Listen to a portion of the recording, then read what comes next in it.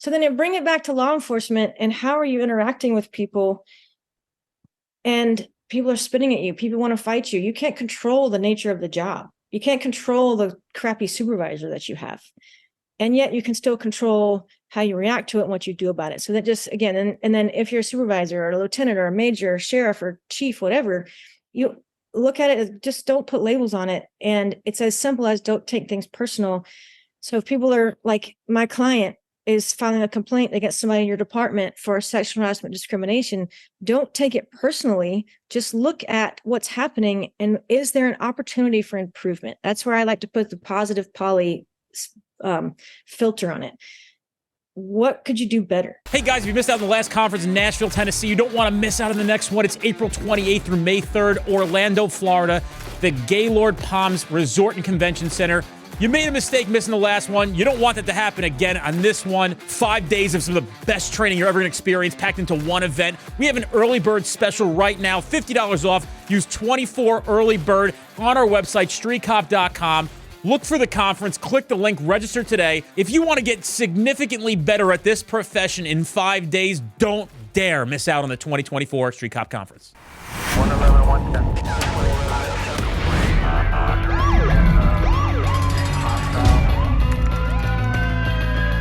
Training to be a street cop. What do you want to talk about today? I saw your post yesterday. I don't know when you posted it. I saw it yesterday about how it's a shame that when people are getting in trouble in their department, that nobody ever reaches out and checks on them and makes sure they're okay. That's so real. And then I sent out a newsletter last week, and it just so happened to be this 1 week about tips for women in law enforcement if they're looking for a new job, things to consider, like maternity leave. Like, do they have a maternity leave policy? And some tips on things you could ask for. And somebody responded back to me saying, what a load of crap. And after a few exchanges, I finally just said, thanks for the information.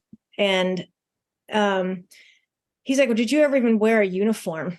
And I was like, well, if you're following me, I'm not really sure why you're asking that question, because you should know that I did wear a uniform, but I ignored that part. And then he ended up responding back saying, I've worked with over 500 women in my career. Not one of them ever said anything about said anything to me about maternity leave. Like, oh, okay. So my point being, I kind of feel like stirring the pot a little bit today in whatever we talk about.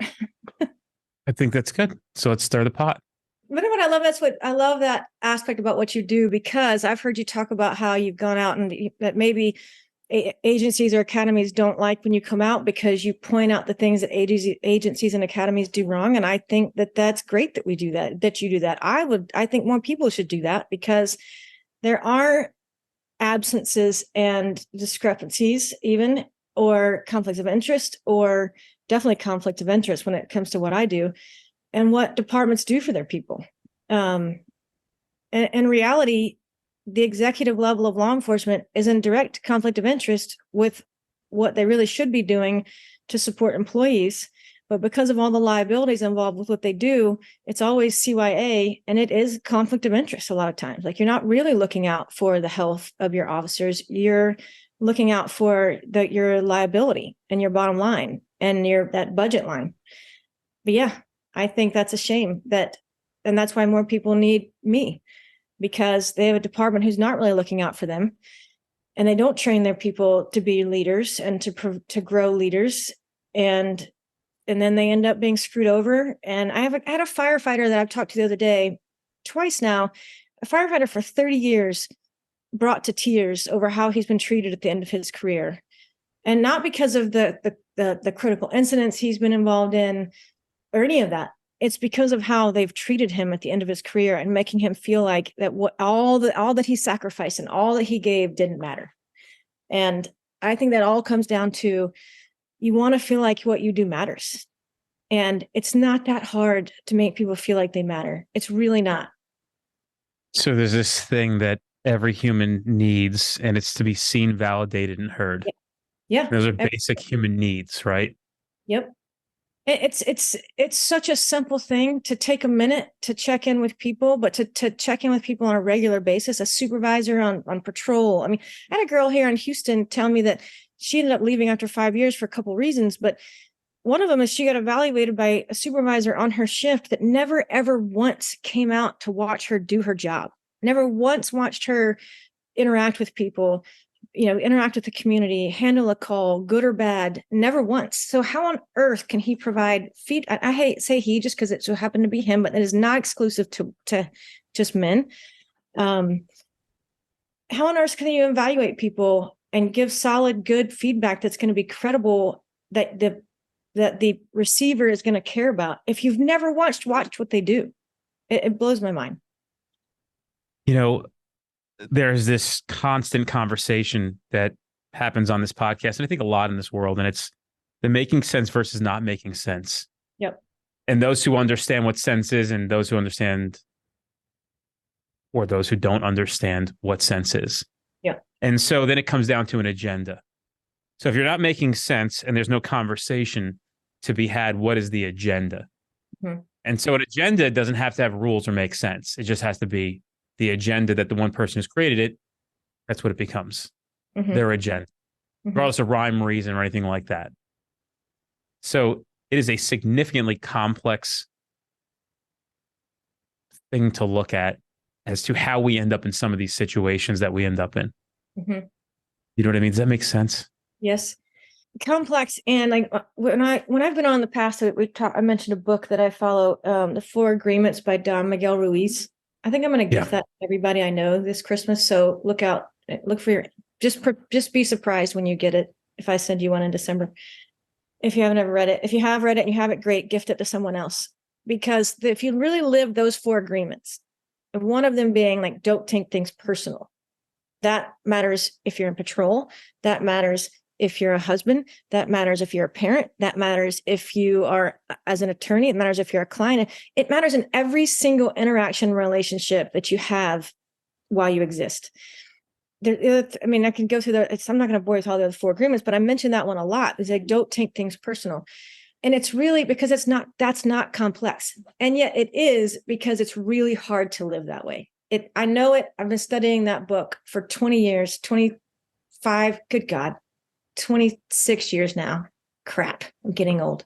Not really. And that's one that I didn't want to live it that way. You don't want to say like, don't take things personal. Like you're driving and it's traffic and you get mad at the other driver. Oh, that guy makes me so mad. And somebody said to me in my 20s, a really great supervisor that I had said, nobody makes you anything. You make yourself that way. You decide to get mad. Well, that's really hard to let that go. It's really hard to accept it and let it go. Like, no, I want to be mad. You're the one deciding to be mad. Doesn't matter if someone's doing something wrong to you. You're still the one that decides if that makes you mad, if you get mad. Now, I still get mad. I still lose my mind over, things my kids do around the house sometimes, frustrated with my husband, frustrated in traffic. I mean, the doctor this morning had me wait 45 minutes and she's normally never, ever been late. I mean, I can't control any of those things. And so I think it comes down to, if you really can live that, if you really look at your life and say,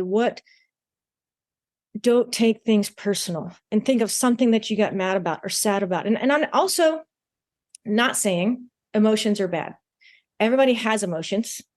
What you shouldn't do is label them or judge yourself for them. You just look at them and see. Like back when I'd lost it for a little while, I normally do like a meditation every Friday mornings on my protective wellness account. I lost it a little bit over the summer because of my kids' schedule, but it's coming back this week. And I often say, just look at what's happening around you, happening in your world, like a silent movie. Watch it float by like clouds floating by. Don't put labels on it, just watch it. But then observe what kind of label you're putting on it. Like when you get mad and then you get mad at yourself because you're mad, or there's been times in my life where if I want to cry about something and I'm mad that I want to cry and I don't want to cry because I want to be tough. I don't want to cry. And trust me, I've had thousands of hours of therapy over just that. Like, why am I that way? Well, it's because of my crappy boyfriend in high school. But I mean, just as an example, but just don't put labels on it. So then bring it back to law enforcement and how are you interacting with people? And people are spitting at you. People want to fight you. You can't control the nature of the job. You can't control the crappy supervisor that you have. And yet you can still control how you react to it and what you do about it. So that just, again, and then if you're a supervisor or a lieutenant or a major or sheriff or chief, whatever, you look at it as just don't put labels on it. And it's as simple as don't take things personal. So if people are like, my client is filing a complaint against somebody in your department for sexual harassment discrimination, don't take it personally. Just look at what's happening and is there an opportunity for improvement? That's where I like to put the positive poly filter on it. What could you do better? And so I just think everybody could do that in some way in all aspects of life, job and personal, everything. But they have to care. Well, that's another issue that you should probably get therapy for. But again, if you don't care, then look at that. Why don't you care? I mean, and should you not be? They don't care to even look. You know what I mean? Like that's the reality of things. So how do you cut ties with human beings like that? And when you work for them, that's the hard rub about with this world. Yeah, it is. You know, and like my clients who say, well, I don't want to do anything because it won't matter, or I don't want to do anything because they don't care if they're doing something wrong. They're going to do it anyway. Well, fine, but that doesn't control who you are. It doesn't control your options or the way that you live. You know, and you and I have talked about this in other conversations. Should you transfer to a different department? Should you look at another agency? Should you, can you remove yourself from that person's world or that person's little sphere or circle? And maybe you're at such a small department that you can't, but there's always options. You and I have talked about that before. I've heard you talk about it other places. There's always options. You just sometimes might need a third perspective to figure out what that is, or a vacation to figure out what that is, or something. But there's always options.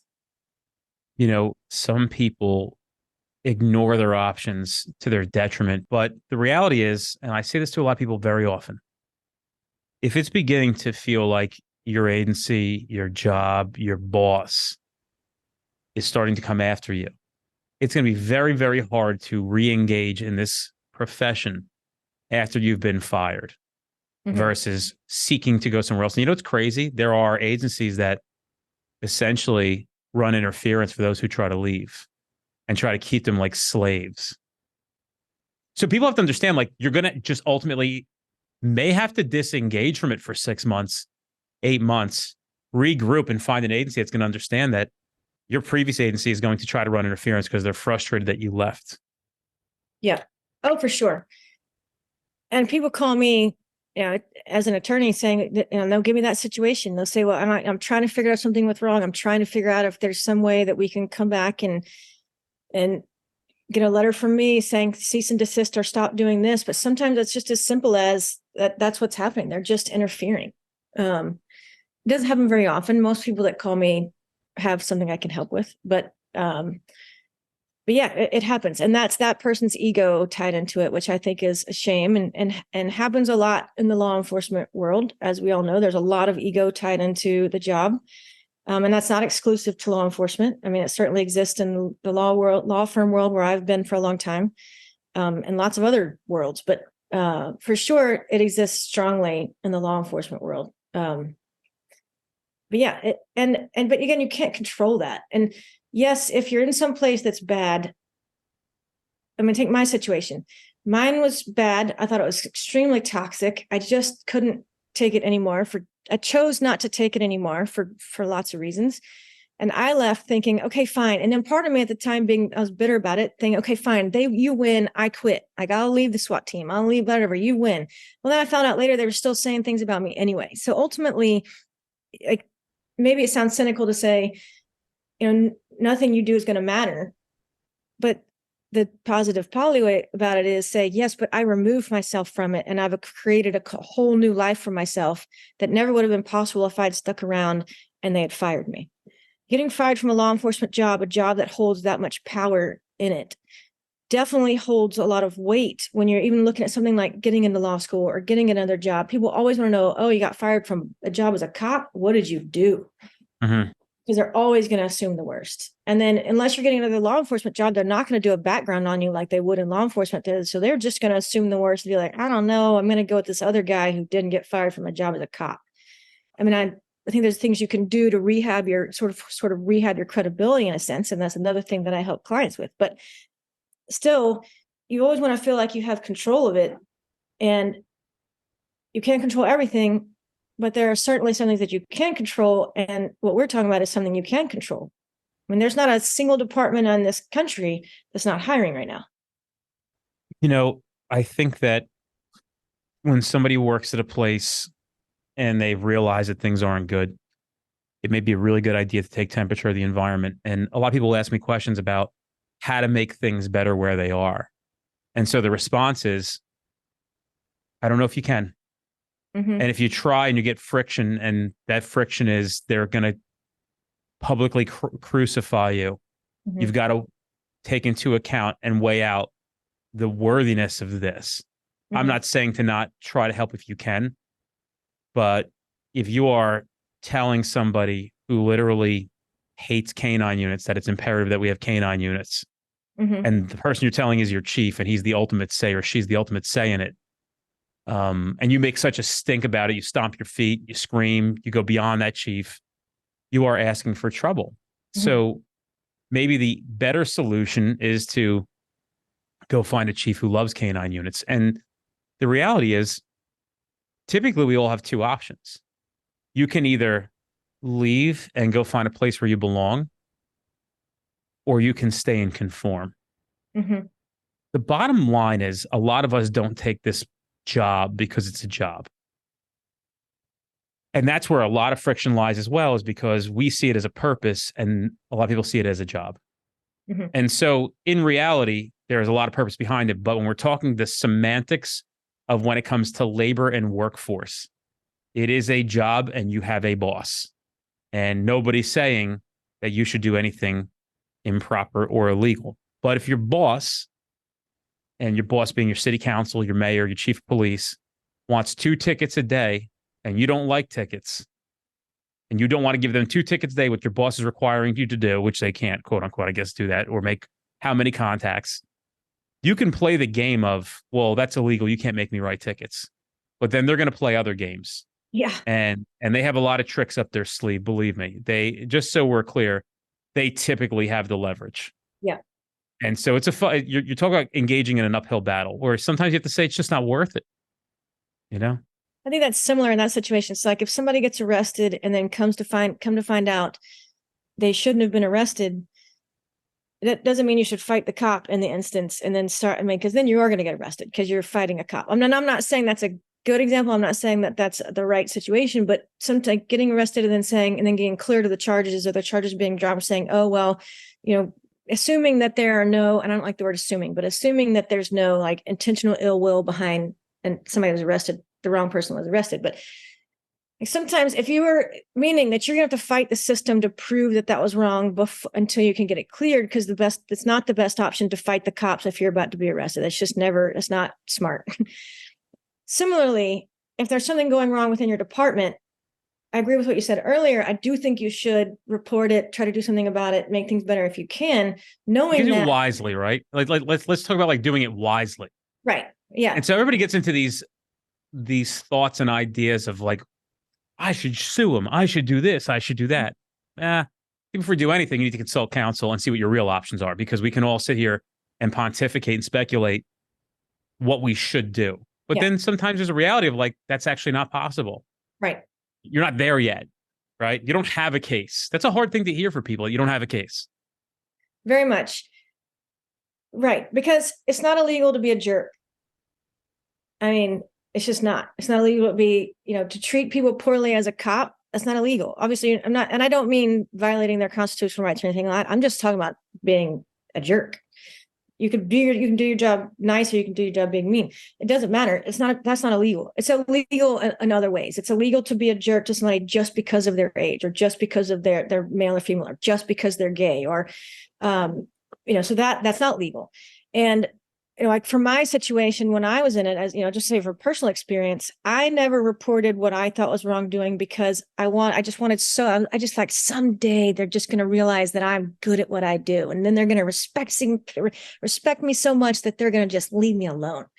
Well, I realized everybody in this world is selfish, and it's just a fact. They're only worried about what's happening to themselves, and I'm not mean that good or bad.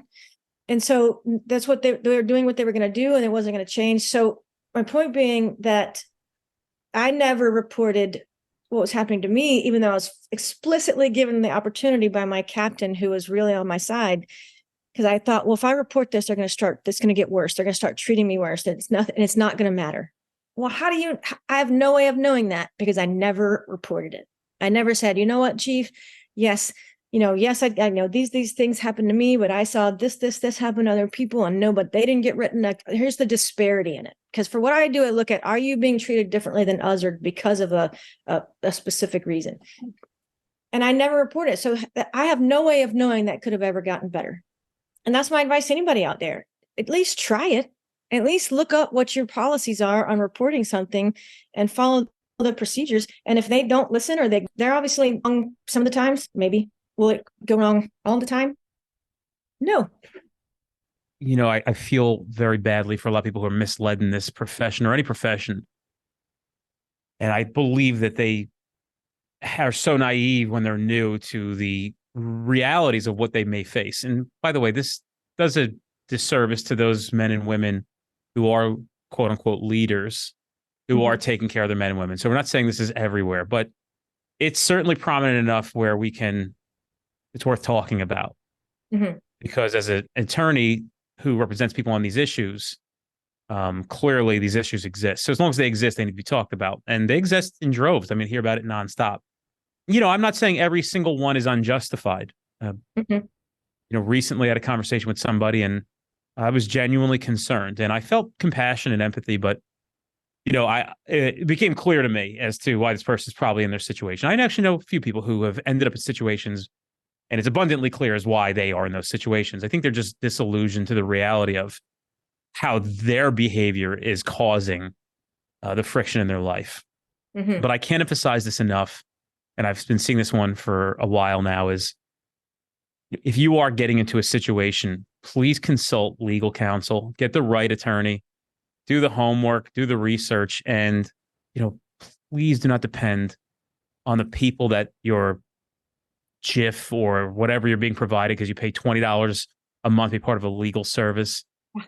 I mean, I can tell you that when I was in real estate, we would have these people who participated in these $10 a month plans through their jobs. That at any time they can reach this pool of lawyers and pull these lawyers out to do a transaction for them, pretty much in any facet of their life. When I would hear this from a client in real estate and they were going to employ this $10 a month retainer attorney, I would actually at some point after a while, I'd sit them down and say, guys, listen, how bad do you want this house? Oh, we want this house. We're in love with it. I'm like, it's never going to happen. I know what they told you, that this $10 a month would get you and save you on legal fees. You've been banking on save this $800, this $900. But I'm telling you, it's going to fall through. The lawyer that you hired has no clue what they're doing. This is merely somebody who got a law degree and is allowed to practice law. But I'm telling you, it's no different than eating at a shitty restaurant. I think about this. Got a place where I live, and I hate to sound so vain about this, but the guy really is under the belief that, and my kids always make fun of me because they do eat there, and they're like, you hate that place. And I'm like, yeah, because it's terrible. The food is so bad. So the point is like the craziest part about that all is that the guy who owns the place doesn't think the food's bad. Yeah. But it doesn't matter what the guy who owns the place thinks. It's about he's not selling it to himself. Depends what the people eating the food think. And so for the same reasons, you get this person who is a quote unquote attorney and may have been good at school, but it doesn't translate to having the practical know-how to, at a very minimum, communicate. Yeah. How many attorneys I've seen having whose dick is bigger games in real estate transactions, over what? And I'd have to intervene as the realtor and be like, guys, what are we doing here? We have a client who wants to sell and a client who wants to buy. And you guys are playing my law degree is bigger than yours. Yeah. My ego is bigger than yours. Yeah. I lived in that world for many, many years. And It's one of the reasons. Well, I love my life. I have specifically crafted my life to be exactly what I want it to be, with as a mom, as a wife, as a business owner. And that does not include working in a law firm with the giant egos that come along with trial lawyers, very successful litigators. I would say 50% or more of my clients are in a union. And yet they still hire me because they call their union, and their union either says, nope, I can't do this. Because to be fair, not all unions provide employment law help, which is the type of stuff I do. A lot of unions really, especially down in the South or any at-will state, if you're not sure what that is, just book a call with me. I'll explain it. That they will not help on anything not related to like a use of force issue on the job. One of the major unions here in Texas refer one of the guys here locally, if they get anything to do with employment law, even though this person's a union member, they send it to me because they don't help with that. I've had people who've been advised by their union lawyers in other states to how they respond or just not respond at all to internal affairs investigations. And you and I both know, or maybe most people listening, is if you say, no, I'm not going to participate, I'm not going to be interviewed in an internal affairs investigation, what's going to happen? You're going to get fired because you have to submit yourself to an investigation on internal affairs. Now, I wasn't involved in that part of it, but I can say that in my opinion, I think that was bad advice. But and I'm not faulting that attorney necessarily, but they have a job, they have an employer, they are employed to do a job in a structured way, and they have a way that they work the way that they make money the most efficiently is by sticking to the system. And then that's where I come in. And as I help people, I take my clients, and this is not a paid advertisement, people. It's just, I want people out there to know that if you're in a union, I'm glad you're in a union. I'm a favor of it if what it does for you, if it provides you legal representation to defend yourself in a use of force situation. Because I know people who were not in a union ended up having to go to trial to protect themselves, and they own nothing out when it's over because that's so expensive. And if you're in a union, they pay for that, great. But just because you're in a union does not mean they can help you with all things. And you need a person who understands the specific issues. And most of the time, that's not your union when it comes to, and not like up in the Northeast where you guys are, they get involved in a lot more things. Or their collective bargaining agreement specifically mentions how the process is supposed to go if you are investigating or disciplining an officer. That does not exist in the South. I mean, there's some state might be a one-off per state, like Laredo, Texas has a police officers union, and they have a collective bargaining agreement. But even then, I have a client that they violated the collective bargaining agreement, and the union rep was like, "No, I'm not. There's nothing we can do about that. I'm not going to help you." Like, because they might be in bed with the administration, right? Probably, and because there's just a way that they have a system, they do things. They say that we will help with X, Y, Z, and we do it by 1, 2, 3. And if it doesn't fall into that very specific category, they're like, nope, I can't help you. But there is somebody out there that can help you, and that's most likely me. But yes, there are people out there. You should not ever try and do it by yourself. If there's something really going wrong in your world, you need to know what to say. You need to know how to say it. And I'm going to tell you right now that if it's coming from a lawyer, it has more credence to it, more weight to it than if it's coming from you. Even if all you do is pay a lawyer to write a letter for you, that's going to work better for you, and people are going to pay a little bit more attention than if you try and do it yourself. But yeah, you need professional assistance and people who are accustomed to doing what you need done. But that's whether you have real estate. I would never try and sell my own house. No, I have a real estate guy for that. I hear regrets from people constantly about how they wish they would have actually just spent the money and gotten a private attorney that they chose at their liking.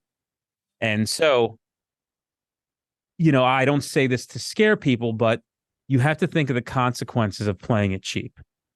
And so if your job means that much to you and you need to keep it, and it looks like it's going to be a situation where you might lose it, you have to try to figure it out. Mm-hmm. And, it's a sad part of life. And, I wonder, because we're pretty much inundated in the law enforcement world, and we're kind of almost closed off to the rest of the world, is this something that's prevalent in all companies, or specifically to like public work? Which part? I think just the part of like needing an attorney, right? Like, I mean, and like it seems like at times a lot of this stuff seems very, very on the forefront of what it means to be a cop. Yet I don't hear people who are like union carpenters, union plumbers, restaurant owners, albeit different problems. It never seems to be like they have problems. Like almost every cop inevitably is going to, at some point in their career, need to retain counsel. Mm-hmm. It would be few and far between that don't. Right. You know what I'm saying? So like, that's a very interesting dynamic of this profession. And I don't see it anywhere else across the board, unless there's some extreme circumstances and cases or people are looking at quick dollar signs because they're manipulating the system. Yeah. Hey guys, follow us on all social media platforms to include Instagram, Twitter, Facebook group. We have so much information going out every single day, and we don't want you to miss out on any of that stuff. So check it out. Go give us a follow. I agree in the sense that a lot of cops, and not saying one gender's better or worse than the other, but just that what I see is that more often men than women, when they're cops, and the longer that they've been the cops, more so this is true, think, well, I know the law. I don't need your help. Well, and I will I've gotten to the point now where I just flat out say, look, with all due respect, criminal law, you don't know civil law. It's not the same thing. I also, like me personally, I've had 15 years of trial experience. I know the process. I know what you have to okay, but wait for this and put up with this, but don't put up with that. I mean, just like, it's just, I'm not a rookie. When you're a rookie, you have to figure out the system. And then, just like the seasoned cops, okay, well, I'm not going to worry about this so much. I was telling a story the other day about, I chased some guy who bought something, and the uniform guy was supposed to chase him, but he didn't. So I jumped out of my car and I was undercover and to chase him, but I was rookie stupid. I didn't grab my radio or my phone.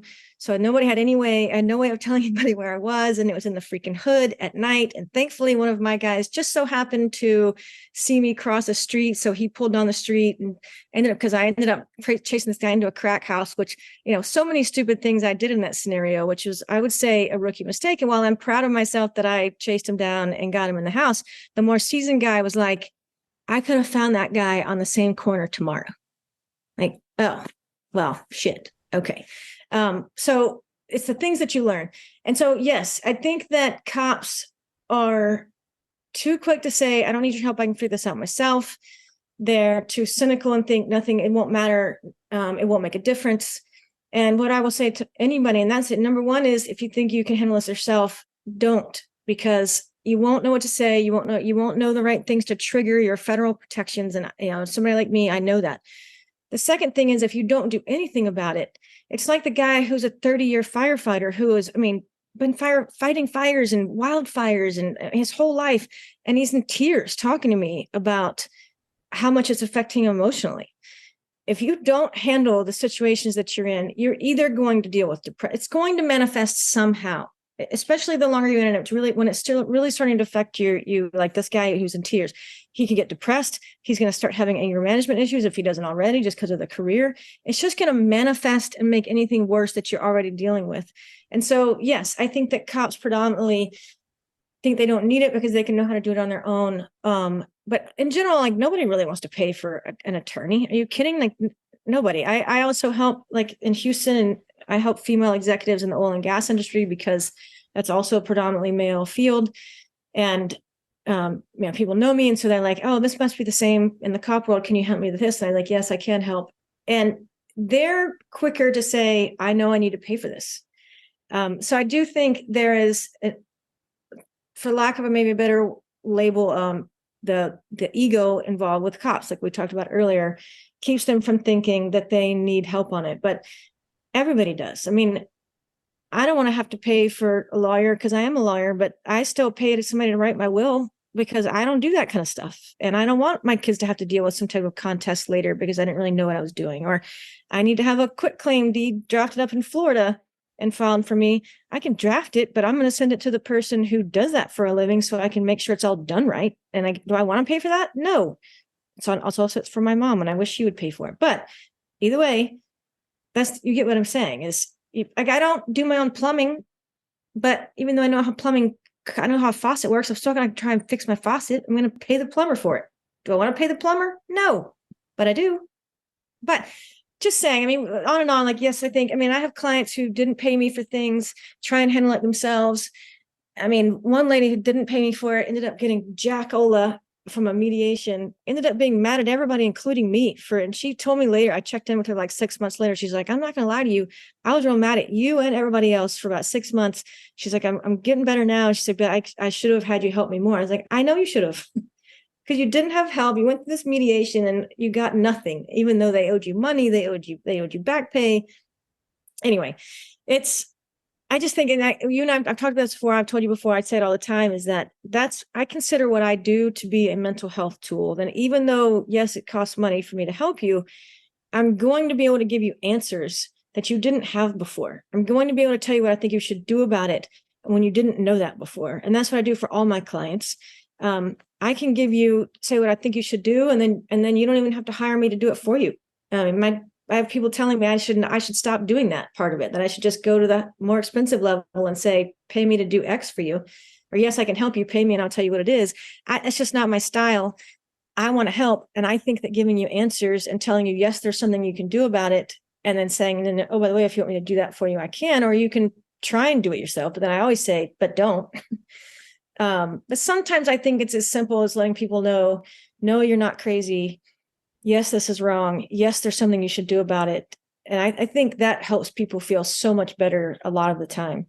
And even if it's not a lawyer, talk to a therapist to talk it through. And then the therapist a lot of times is that neutral observer who could say, I don't really know if you have something here, and because they're not going to give you a legal opinion, but they're going to just let you talk things through so that maybe they can give you a different perspective on it. But yeah, I think you should hire a lawyer, and I think you should hire me.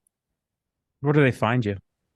My website is the best place, because that's where you can, if you think you need me, you can book a free 15-minute call and we'll talk about it real quick. And in that 15 minutes, I'll be able to tell you whether or not I think there's something I should look into. That's all my social media links are on my website. If you want to sign up for my newsletter, it's on my website. If you sign up for my newsletter, I give away like a lot of free stuff, like a lot of like legal tips, things like that. But my website, ladylawshield.com, is the best way. And I'll link you to anywhere else you want to go. What states do you practice in? So people maybe can, instead of like being in Oregon, like, I'm going to call or have a problem going on, I'm wasting your time and their time. What states are you practicing in? Actually, I do practice nationwide because the harassment, discrimination, retaliation, hostile work environment, whistleblower claims, all those are based upon federal statutes, federal law. And being licensed anywhere means I can help you file an EEOC claim if that's what you want, if that's what you need to do. If you end up needing something that goes to a lawsuit, then you do need somebody in your state. I am licensed in 4 states, Texas, Louisiana, Florida, and New York.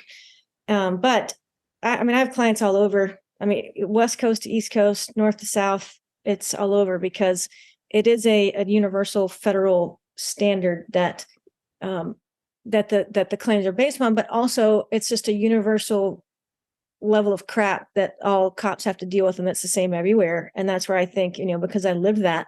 I have clients who tell me, she was telling me the other day, like, Bridget, I don't think I could have. And yes, this is touting my own self, but I helped her so much, because any other lawyer would have said, first of all, a lot of lawyers don't like to deal with the city aspect of it, the municipality, because that brings in different codes, different aspects. And yes, that is more of a local litigation type of thing. But first of all, that's what I do for a living. And then second, I lived it. And saying like she doesn't know if she could have gone through with it, just having somebody that she knows, that lived the world, knows what the culture is like. And whether it's me or somebody else. And also I connect people with people in their locality all the time. If you have a workers' comp claim, I don't do that on a regular basis. And yet I help cops find a good workers' comp in their area, preferably someone that's also been a cop if I can find it. So that it's also something you do not want to do on your own, is a workers' comp claim. I promise you, if you're doing a workers' comp claim on your own, you are leaving money on the table that they're making sure that you don't know about. That's my last 2 bits on that. But I can also help. I connect people all over the country for that. But for harassment, discrimination, all that kind of stuff, I can do that nationwide. I always enjoy these because I just constantly am getting the pain coming across on my social media platforms and people who are in dire need and help. And so for the police officer to think that they are not going to experience this, I would count on experiencing it. Mm-hmm. And this way you at least know that there's an outlet somewhere that you can reach out to and try to find some answers when you find yourself in a situation like this. I feel very badly for these people. I really do, for the things that people must suffer through merely because of whatever circumstances they find themselves in. It's very, very unfortunate. Yeah. And it's very unfair. And so we do that with the intention of, making everybody aware of, like, there is hope, but you got to get your shit straight and your ducks in a row if you want to actually, you don't want to be late to the table or late to the game, because you will be, one period, one quarter, 5 innings behind, and that's not where you want to start. So, I think some of the easy stuff that people think is not, something that they're willing to do, is to recognize what kind of things you're up against to begin with. Yeah. And how things are going in your circumstances. Our conversations before, we've talked about Brady Giglio. That's such a sad situation to me, and I won't go into it right now, but I can say if there's anybody out there dealing with, like, finding out that they're on a Brady Giglio list, because sadly in almost all states you can get put on these lists and they don't even have to ever tell you they're putting you on the list, as I help officers with that. And I've had, almost every, your podcast, and then another lady who's written on it a lot, they send them to me. So you either get them from your listeners or I get them from this lady who's written on it. But that's also across the country. I help officers come up with a plan to rehab that and get off that list. And my plan works. That's not a guarantee, but it works. And there are not many people out there doing that. So, but yeah, go to my website if you want that information, or sign up for my newsletters, because sometimes I share tips on that too. But yeah, I know. And I just want to say this, I feel like this was kind of a very heavy downer episode that we've had today. But I can't say, the point is that this information, just take it as knowing that there is something you can do about it when it happens to you. If you're going to have a career in law enforcement, 20, 25, 30 years, you're going to have something that you should maybe do something about it. And just know that there is something you can do about it. And whether you remember me or just look it up on the podcast or whatever, reach out to Dennis and he's going to say, call Bridget. I just think the point of it is knowing that there is an option, knowing that there's something you can do. I just think that really matters to people. And I think that should make people feel better. I, think that even though it was heavy and a little down, it's important to discuss. And people need to know these things because they are a reality of what you might face in this profession. So I think it's something you could cheer and fire guns up in the air about, that this may become your reality at some point in your life. Yeah. But, if it does, at least and have some existing knowledge of what to do in a situation like this. Yeah. And then to recap the way I started it, is you posted the other day about if somebody in your department is, you say there's a post about, do you wear the thin blue line and you support your brothers and sisters in law enforcement, then that means that you should care about them no matter what's happening. And so, yes, also, if you know somebody that's like, they're going through anything at work, send them a text message, leave them a voicemail, whatever it is. Like, just knowing that there's somebody out there thinking about you when you're going through something like that makes such a huge difference, because I would be willing to bet 95% of the time or more, somebody's going through an IA or a crap or just whatever, and they don't hear from anybody at the department. Almost every one of my clients say that to me, that as soon as that goes sour at work, the friends who they thought were their friends at work, they never hear from them again. I also know you say, like, don't hang out with people from work. Don't do all the, like, don't drink the Kool-Aid all the time. I completely agree with that, only because, well, I know we can keep going, but you have other aspects of your life that don't have anything to do with your job. So that if or when something goes wrong at work, it doesn't feel like that much more catastrophic to you, because you have other things in your life that aren't going wrong. But when something does go wrong, or when somebody at work has something that's going wrong, freaking text them. That's not even a real commitment, is a text. Like, it's not even you're having to stop and call or leave a voicemail and call them back. Send them, even if all you're doing is send them a text saying, hey man, I just want you to know I'm thinking about you. Let me know if I can do anything. Now, if they start ranting and want to start going into it, that's not necessarily your job, but still, just the fact that they know you reached out. Because I don't have any clients who tell me, every single one of them say, I haven't heard from a single person in my department since I left, or since this started or whatever. And that, I know it because it happened to me. But yeah, just having somebody acknowledge that they see what's happening makes them feel not so alone. And certain in the law enforcement world, you don't want people to go down that I'm alone, nobody understands me rabbit hole of, it can get way worse. You just want somebody to see and acknowledge and hear. So send them a text. It's not hard. I think as a human being, it's important to do that. I don't know why people get so uncomfortable with doing uncomfortable things. Like somebody's dying in your family, or somebody is dying. Why are we not visiting them? Mm-hmm. Why are we waiting to say, well, I'll go to his wake or his funeral? Well, that guy or girl didn't want you to come to their wake or funeral. They'd rather have seen you while they were still here or heard from you.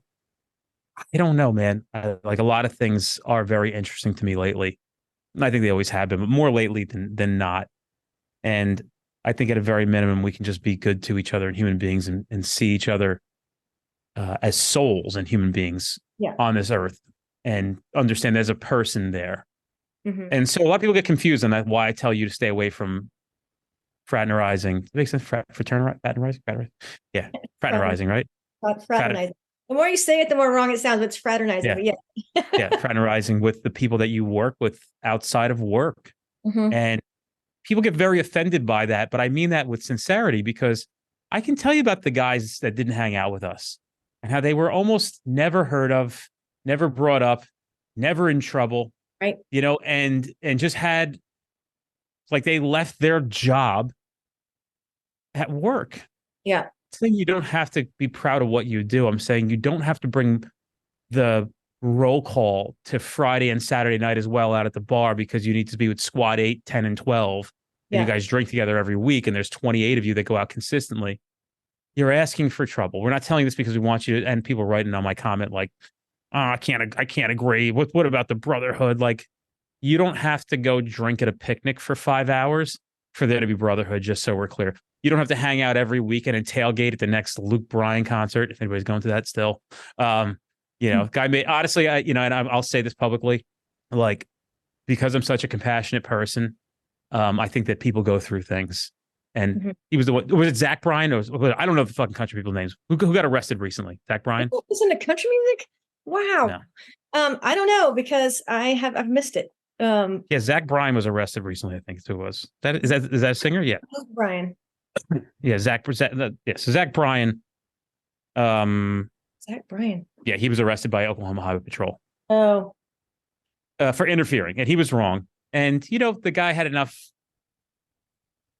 I don't know, regret to come out, make a statement, whatever the motivation behind it was. But for us to cast judgment on him so very quickly is something that would be wrong, because you wouldn't want judgment casted on you so very quickly. And people get in trouble, and people do things they didn't mean to do. And, you don't know what's going on in people's lives. Right. So, I don't agree with what his actions were, but certainly this is not a history of actions. It was an isolated incident, and it seems like the guy has extreme regret for it. And for whatever reasons, I think it's valid and validated. And I'm not saying he should be permitted to behave the way that he did. But again, I think we need to stay focused on what the real issues are in the world. I think anytime anybody post-arrest or investigation, whatever, showed up truly looking at what happened and trying to make amends somehow. I mean, I arrested a guy who sold cocaine to me with a gun in his pants, and in Florida, that's an enhanced penalty, a 10-year minimum mandatory prison sentence. And he showed up with his parents, like, it showed that he had a family, and that they were obviously this was not, that there was hope that he would not be, do it again. And I think that was one of the things that was so sad to me when I was a cop, to see the kids that grew up in the neighborhoods and just think, oh my gosh, what chance do they have to get out of this world, this environment? And it was the kid stuff that made me the saddest, or stuck with me the most. But, that's a mistake I made when I was in law enforcement, especially when I was on SWAT, and just being the only female and just trying, like, do I fit in? But I'm never really going to fit in because I was a female, but be around because I want them to remember I'm there. I definitely did that wrong. So everything you just said, I definitely did that wrong. But I mean, certainly number one is I didn't have anybody telling me otherwise. And number two, honestly, I'm not really sure I would have listened to them. And that's sad, but just, I can say that now.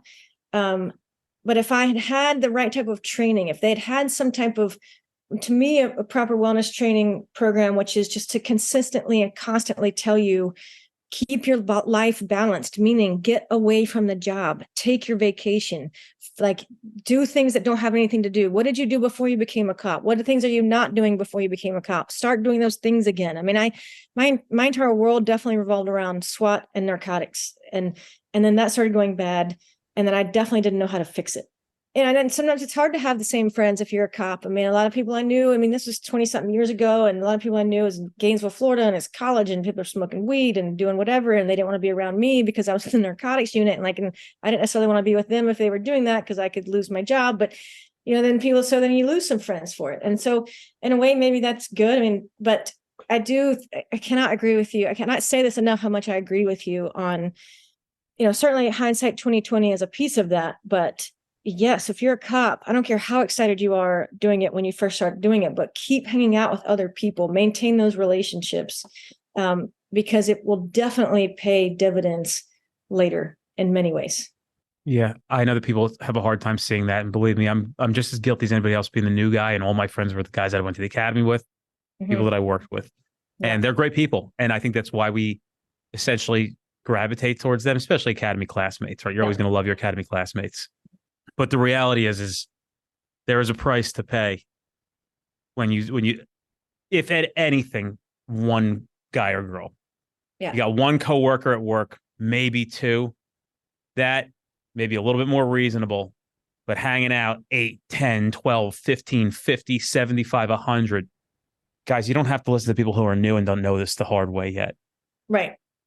You need to listen to the people who have been around for a while. I mean, and keep yourself so busy outside of life that you don't have time to do those things where it's easy to say no. I mean, that was my thing. Like I would do the time. I've never been a big friend pack person. I have the small group of people that mean a lot. I'm not, my sister's the opposite. She'd rather have 30 friends than keep up with all of them. I'd rather have 3 and have, more substance to the conversations. But now obviously I'm so busy with that. I have 3 kids, and I mean, that we talk about kid stuff, but I'm so busy with that I don't have time to see friends. But I also make sure that I get away from my kids, because I would lose my mind in this phase of my kids' life if I didn't get away from that, or make sure that I always exercise, or make sure that I have the food that I want to, have at the house, so that I can feel better about, be well and feel better about myself. So, but all that takes effort, but it doesn't take that much. I'm telling people 5 minutes a day, spend 5 minutes a day thinking, okay, what kind of activity do you want to put back in my life, so that, if you're busy and you have another social event, it's easy to say no to that happy hour or that tailgate or that whatever. You don't have to miss all of them. You just don't need to do all of them. Yeah. And now wisdom of being 48 and not 28. 22, right? 28, I think you get a little more wisdom, but I say not depends on the person. No question about it. I agree, and I say these things not because they're popular, just because they're true. Anyway, this has been. I can say 28 for sure, because 28 is when I was capable of looking at this and saying, no, wait, something's wrong with this. I don't know if I need to do this anymore. Versus the 24-year-old me would have been like, no way, I got this. I am on I can do it all. And then 28, you're like, wait a second, this sucks. I don't have to, but it's 30 years old. I quit. I went to law school at 30. I'm also a firm believer that it's never too late to do anything. You want to quit and start a new career. I was talking to an attorney the other day. She's in an immigration law. She hates it. And not have anything to do with the political aspect of what's going on. Most immigration lawyers would tell you that it never has anything to do with politics. Immigration is immigration, and the politicians are just making it worse. But I said, so do you like what you're doing? Because her firm's older than mine, much more well-established, and so all that. And she's like, no, I don't like it at all. I said, what would you want to do? She's like, I just wish I was doing more with entertainment. I said, then start doing it. You have a job, you could start learning it, make connections. Never discredit the value of your Rolodex, so to speak. You want to get out of law enforcement, you want to change your field, you want to change your department.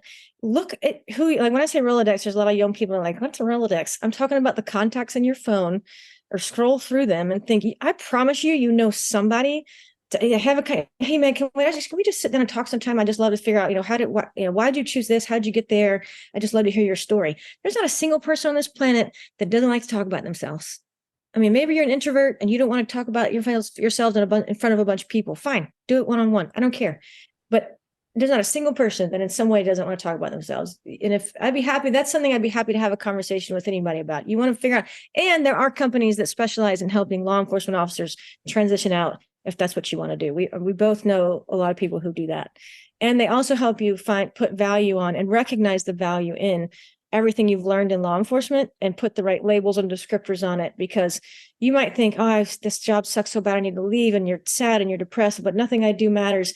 Well, that's bullshit, because you've done a lot of things that have mattered, and a lot of what you do can translate into a lot of other areas. You might need help. Again, hire the person that you need the help from, whether that's I can list off a couple of people, but certainly I'd be happy to provide anybody who wants it. But helps you look at what have you done in your career and helps you word it the right way so that you can get that next job, whether it's a lateral or a promotion or whatever. There are a lot of people out there that can help you do that. And for most of us, that's not what we specialize in. It's not what I specialize in. I pay people to help me write things in the right way. So I don't know, you have a great team of people. Dennis doesn't sit around posting social media. He pays people to do social media. So do some social media. I know you do. I think people know when it's from me. I think you could tell.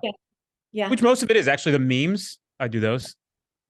The GIFs, I do those. A lot of the deep, thoughtful stuff. Some of the stuff that's like cut and paste from like our podcast or things like that. But let me also say this, like maybe that just wasn't a good example. Dennis knows nothing of how I know the basic principles of how money is procured, how we are paid, but I have no idea how any of the systems work. And as long as they're telling me that everything's fine, right, I just don't. And maybe to my detriment a little bit. Maybe I don't know every inner working part of this company, but at the same time, if I spent my time on that, I wouldn't be able to try to move the needle in the way that it's got to go and doing what I do best. Right. Pay the people who can give you the help so that you can focus on the things in your life that matter you the most and have the highest your return on your investment. And your investment could be your time, your training, your mental health, whatever it is. I mean, I don't know if it sounds snotty, but like I pay a little bit extra for my groceries because I have them delivered, because I don't want to take the time to do that. And it gives I get it. It gives me the freedom to not be so bitchy with my kids, or to, have more time to have a meeting with somebody to like, and I've started to pay a lot more people to do things in my business. Like, am I smart enough to figure it out? I would like to say yes. But is that the smartest use of my time? No.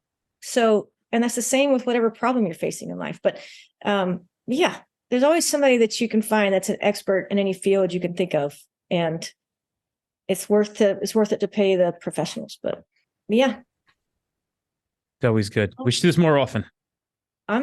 We should do it all the time. I need to interview you, by the way. We're starting to do that. I'm not calling it a podcast. I'm just doing it an interview for now. What do you think I should call my podcast if I had a podcast? I should make that a social media post.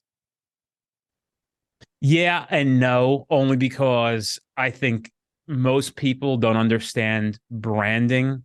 Right. And so I have to think about it. My other business is protective wellness. Well, I think the question is like, what is the podcast going to be about? That's a good. Well, I know. I'll text you later. So like I could be when we started to decide to do a podcast, conversation was what was this podcast going to be?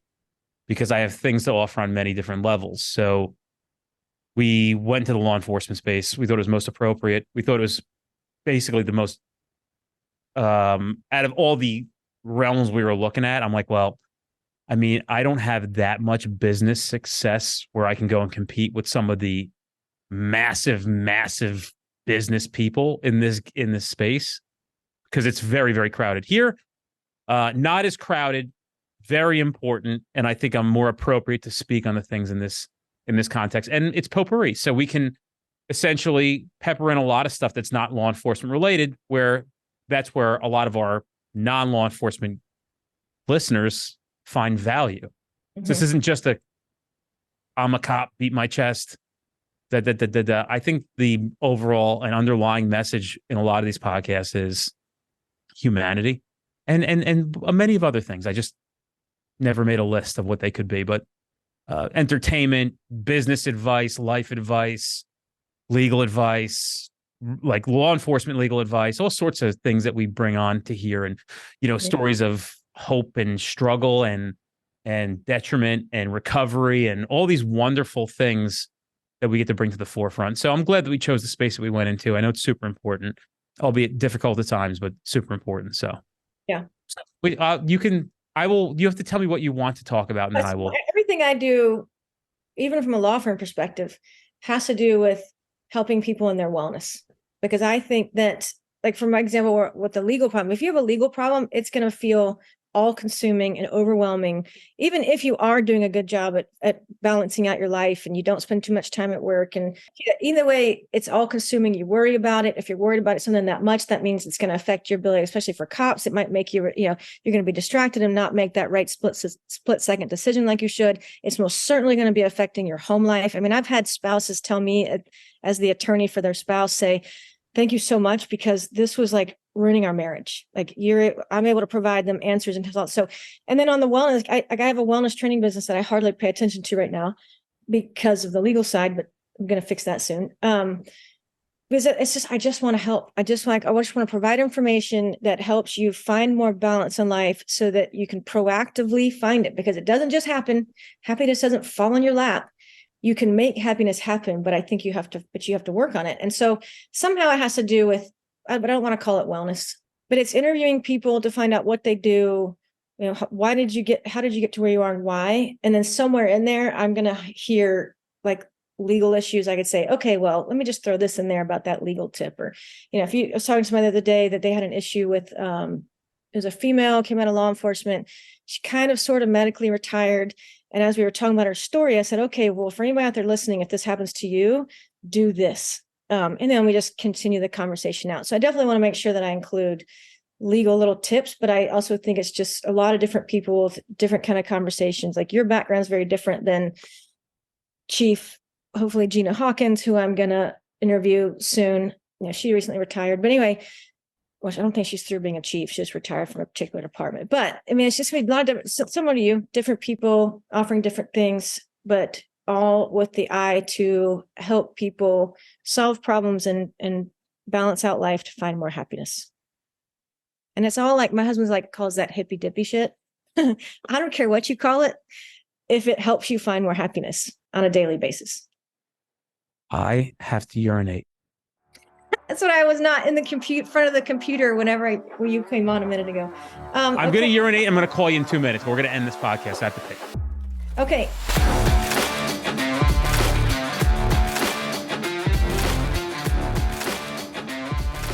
Hey guys, check out our upcoming training at streetcop.com. Don't forget, we have 50 instructors nationally teaching a variety of topics. These are the best classes you're going to experience in your career. We make sure of it. You're going to love it. I guarantee you're going to be thankful that you went. Check us out at streetcop.com for all upcoming classes in your area.